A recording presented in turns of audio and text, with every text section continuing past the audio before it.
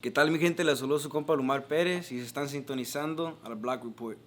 Welcome to another episode of The Block Report. It's your boy Kicks. And I'm Half Ounce.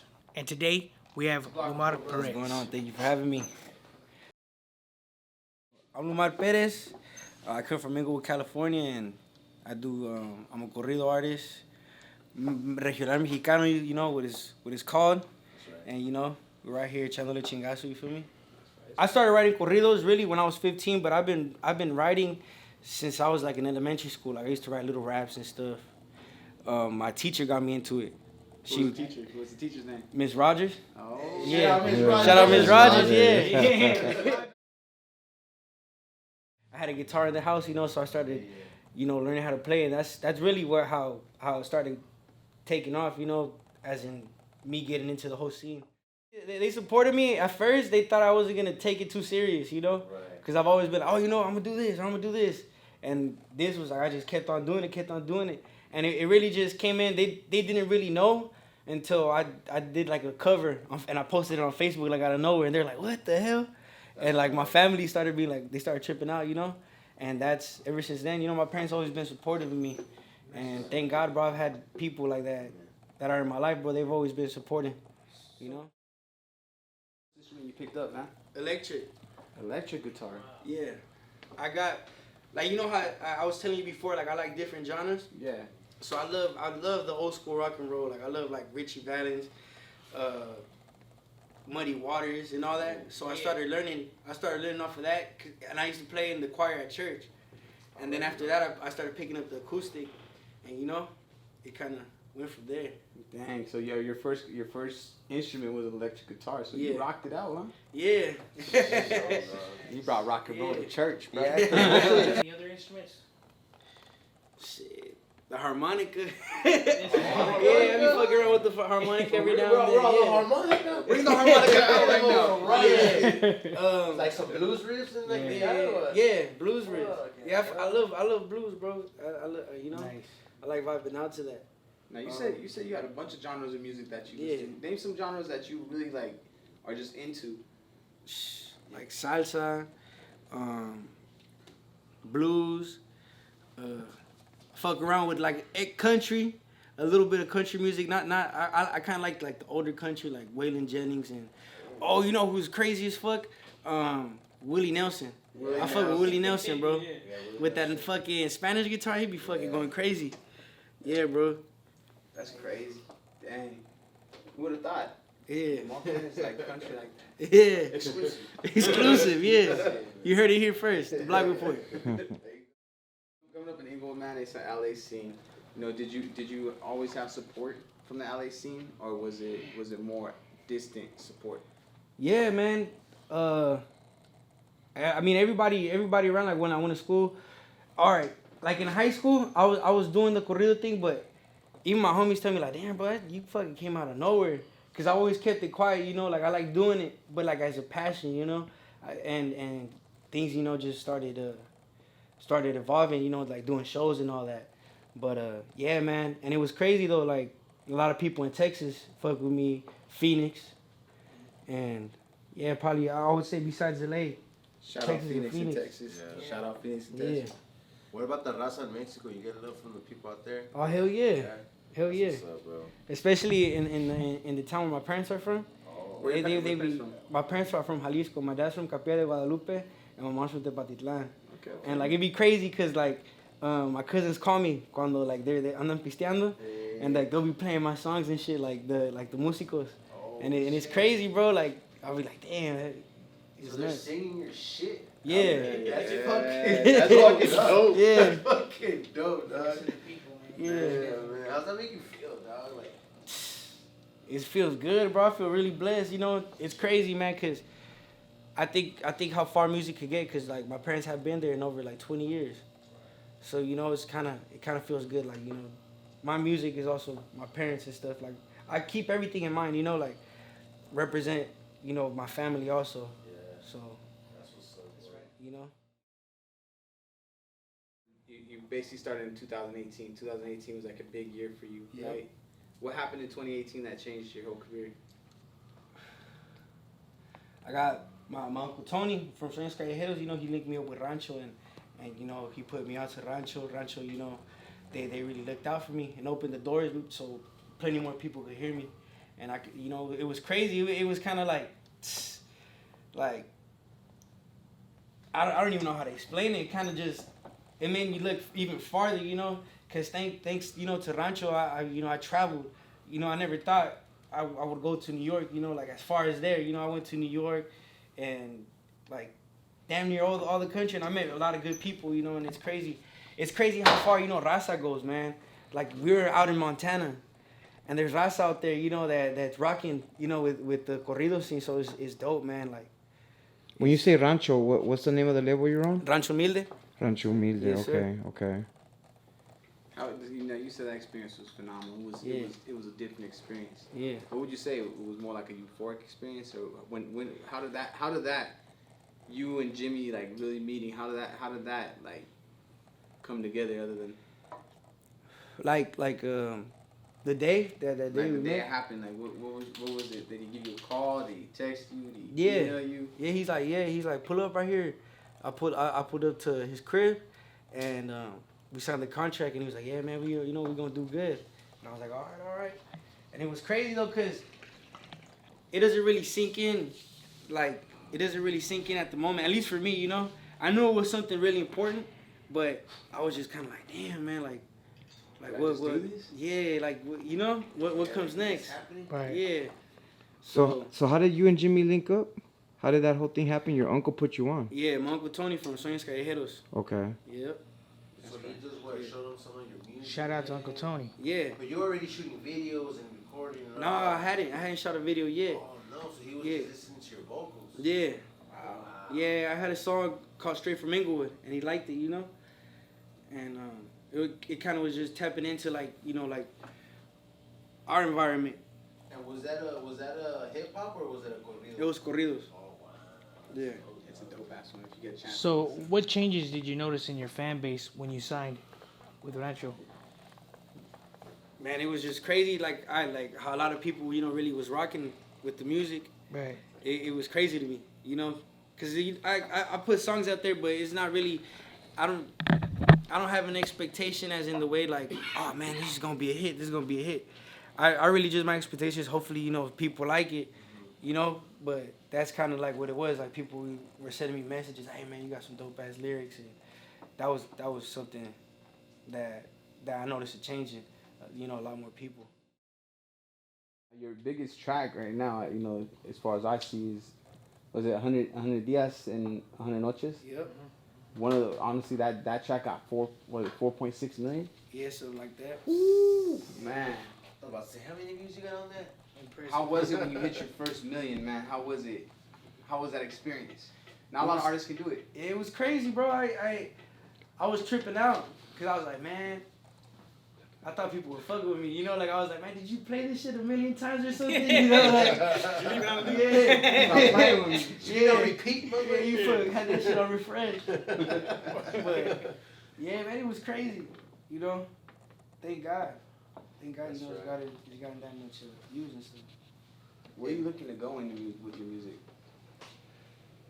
Man, wherever it takes me, you know, I kind of really just want to put out my music. I have plans, you know. Of course, I have plans for it, but like how you know, I don't really expect a lot from it. Like I don't know. I wouldn't. Fuck, my bad, bro. It's okay. But I don't know how to say it. Like I just want to put out music that I like, that I love, you know, that I have a passion for. I don't want my passion to ever die, you know, because once it dies, man, you know, it's probably bad. No matter what, your music Yeah. dies or not, you're still gonna be you. Yeah, so that's what I'm trying to do. The Raza culture in Mexico can be somewhat of a touchy situation if you get out of Mexico. You know what happened to Chalino, what happened to Adan. Yeah. How do you feel as a corrido artist? Do you feel, I don't want to say safe, but do you question going out there, the severity level of something possibly going wrong with just, you know, all the bad situations that pop off and once you get into Mexico as a corrido artist? Yeah, man, I feel safe, you know, cause as far as in my music, I don't offend anybody. I feel like that's something that like some corridos they they they they send a message, you know. Sometimes you know people are warned and they use that as like that's what the corrido is, you know. They share news that was going on, and but as far as I feel safe, hell yeah. Of course, you know you can't. If something bad's gonna happen, it's gonna happen to you. You know I can't. You can't stop that. Destiny is already written. But yeah, man, I feel safe. You know. Now, as far as like as far as like going to Mexico, what's the spot you like to that you would recommend being out there at? Man, Jalisco. You know that's where my parents are from. I love it out there. Jalisco, man. You know if you go out there, make sure go to Tepa, La Capilla. TJ, of course. You know it's a dope place. You know, go have fun. Mexicali. Yeah, that's probably the only place I've really been in Mexico, man. Yeah. Where do you see yourself in 5 years? Man, bro, making music, you know, hitting clubs and all that, man. Just keep on progressing, you know. That's really, I just want to keep on progressing. I don't want to put something like how I said, an expectation, you know, because sometimes if you work hard, you probably just get even farther than what you thought, you know. So, yeah, man, I just want to keep on working. That's right. Yeah. So I got a question for you, man. How important is it to be independent or signed? Is there a big difference for you? I think it comes down to the artist sometimes too, you know. It could work. It's because everybody's work ethic is different, bro. That's because it could go either ways. Like an independent artist, he could be grinding for years and years, and maybe he'll blow up. And sometimes like the label will help you out a lot, and sometimes you know it goes either way, you know. So I think it's just you gotta look at your situation, you know. Now, I know you've seen in the news lately, you know, Rancho Humilde has been a big forefront too, also behind it. You guys see that the street vendors are being attacked. I don't know how that makes you feel, you know, when you see our own people being attacked. Yeah, man, I think that's just fucked up, bro. It's crazy, man, cause you know it could calm down for a bit. And we don't even know when it could spark up again, you know. So it's kind of crazy. Yeah. Honestly, what would you like to see? What would you like to see change? In general, or with the street vendors, or With street vendors. man, honestly, the way that I can see that we could probably defend our people more is we get more organized. You know, we could be a lot of people, but I think Malcolm X said we could be strong in numbers, but we will be more. We could utilize ourselves more if we're organized. You know, if we organize ourselves more. Why do you think we lack that? You think it's because Raza hates on each other, or you think Raza just don't really back each other up? What do you think is the lack, where we're lacking? Man, I feel like there's a lot of factors sometimes that probably even came before me, you know. Everybody got their different views, you know, and to get somebody on the same page, I feel like we got to look at the broader that's gonna benefit. Cause we always look at the situation as of right now, you know, but we gotta look at something like how it's gonna be. It can't happen again in the future, you know, and that's something that I feel we still have yet to got the answer for, you know, and that's something that, yeah, man, it's probably gonna be a little while, man, till we get ourselves organized, you know, but. Now, there's a lot of culture vultures out there, man. You know, they take from our culture. You know, especially we seen it when you know early 2000s, everyone started wanting to. I don't know how to per se say it, but they wanted to be black and they wanted to do certain things. You know, they took from that culture. Yeah. Now I see it 2020, 2021. They're taking our culture. They're becoming us in some way, some shape or form. Yeah. How do you feel about these people that are culture vulturing us? Me personally, man, what I think is more the people behind the industry. The people that actually own the industry is not people of color, you know? It's the people that really got the big bucks and are trying to like, are you know, white folks, you know, that are, man, you know, I don't want to sound kind of fucking like a radical, you know, but I feel like, you know, it's really, we gotta be our own owners and stuff. You know, that's how I feel. Cause the people that really got the big money, they are out there in the office in the hills, you know, and they telling everybody else what to do, and they control what's hot, they control the media. Exactly. So you know that's why like you know the Block Report, things like this, that we have our own media, and we're more in tune with our culture. I feel like this is something really big that we really need to support. We need a platform to Yep. sell on, and I think that's what we're like. You see a Latino movement coming? Do you see like Chicano Latino movement coming where the music's gonna be booming? Oh hell yeah, it's been coming for a long time. I feel like now it's barely like how Sugar Free said. This shit still got the plastic on it. Like, you know? Still This brand shit new. still got the plastic, Still bro. brand new. Yeah. Like shit, it's gonna be till years, man. I can't wait, bro. Till you know I'm older, I'll be like, man, what you know about this? And there's What you know already a about new, this- You this know, there's gonna movement? be already a new wave. You know, it's just gonna keep on growing. Yeah. That's right. Turn it into a tidal wave, you know? Yeah. Our new generation of Hispanics and Latinos they've changed a lot. You know, it's changed the game. It's shaped because you know our older families, our elders, they look at our music, they look at us and what we do, and sometimes they're not happy with us. Sometimes they're happy with us, depending on what we do. Do you think the older generation will be able to accept the new generation at some point in time, as far as music? Oh man, I feel like it's always gonna happen, bro. Cause there's always gonna be somebody that say, "Hey, nah, but they did this first. They did this first, you know." And I feel like it's always gonna happen. But honestly, man, it just counts of. I don't even know how to say it. I would say how we carry ourselves now. You know, if we carry ourselves in a good way, that's gonna probably benefit our future. You know, they're gonna eventually accept it. You know, at first it's gonna be misunderstood. Everything's misunderstood, but then you know they're gonna see it as a gateway to success or something. You know. COVID. Shit. Did you find yourself slowing down, or did you find yourself digging yourself into work, like writing more? Yeah, I was writing more, man. Yeah. Did you I like- catch COVID? Did you catch it? Nah. No? Thank God. Nah, I might have before like that shit even got announced. Cause I remember I got sick as fuck for like 2 days. I got that in November. The Yeah. November before, I remember feeling sick as hell. Yeah, so I probably got that shit. But Are you statistically, I vaccinated? did it. Are you vaccinated? If not, would you get vaccinated? I'm gonna wait a couple years. I'm sorry, you know. I'm waiting a couple years to see cause I feel like they treating us like guinea pigs. They're paying you to get a vaccine, Oh yeah. or they there's a give you reason. free shit. Yeah, ain't nobody gives nothing free for nothing, man. At different states, different countries. I think the Philippines are giving out a free cow. I In the think- Bible Belt, they were giving out guns. Oh, Whoa. That's crazy. Huh. Let's go get a gun. I'll bring see- my card. That's why they were buying them up like a couple years ago. I guess you would take like your gun and they'll buy it up, the police stations and shit. Yeah.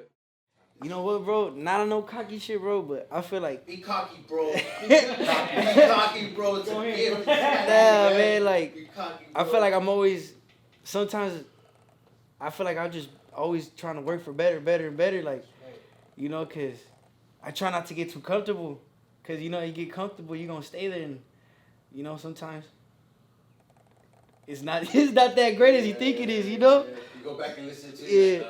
Yeah, bro. Sometimes I be falling asleep and I think of some shit and I record that shit on my phone and I go to sleep. Like, that's some hard ass shit. And I wake up and I'm like, what the fuck was I thinking, man? Like, what the fuck? That's right. Who are some people you want to shout out, man? Man, shout out to Sueños Callejeros. Shout out. Can I give a roll call? A roll call, whatever you Shout got. out to Tony Alejandre, Tony Zuniga, Mario Perez, right here, you know, behind the cameras. All the artists, you know, Guillermo Valenzuela, Navi,